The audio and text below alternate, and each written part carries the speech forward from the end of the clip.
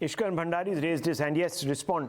Rahul, it's very amusing on the lighter side that Congress members of parliament are arguing for Shiv Sena in the Supreme Court, and a Congress person is arguing for Shiv Sena on your panel also. But let us deal with it factually. If the EC order was so egregious, the Supreme Court would have given a stay.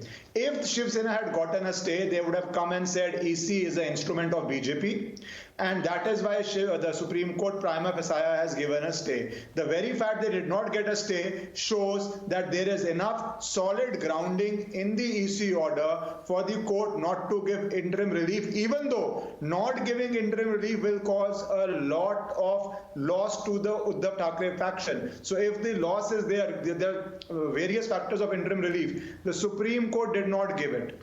That is very clear. So what has happened is EC order is on solid foundation, at least prima facie, which is what we are debating. Now let us come to what somebody from the Shiv Sena said. It is obvious, but it needs to be said, in a democracy, there is no kingship, there is no anointment of a leader. Just because you are one removed from the throne, or two removed from the throne, or three removed from the throne, it's the people of India who decide. And increasingly, if you see, at least in North India, it is becoming very difficult to become chief ministers or the top position if you are a dynast. And that is a very healthy trend for democracy. It may not be a healthy trend for people who support Congress. And Warren Buffett's concept of winning the ovarian lottery might operate on private property. It will not operate in democracies where people will not be elected based on whose son they are or whose daughter they are. And lastly, one very simple point which needs to be made here.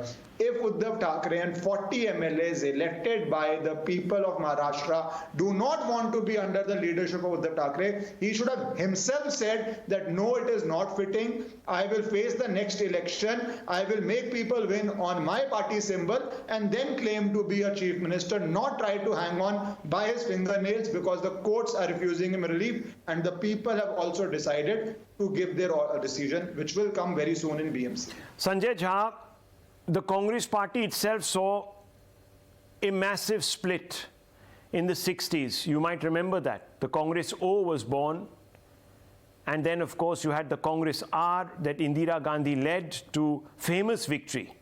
She didn't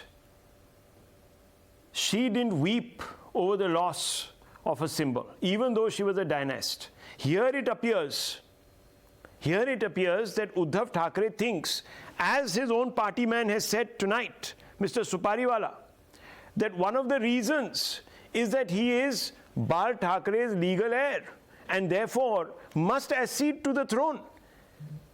Obviously, one second, sir, one second, please. I'm bringing in Sanjay Jha. Let him also speak, please.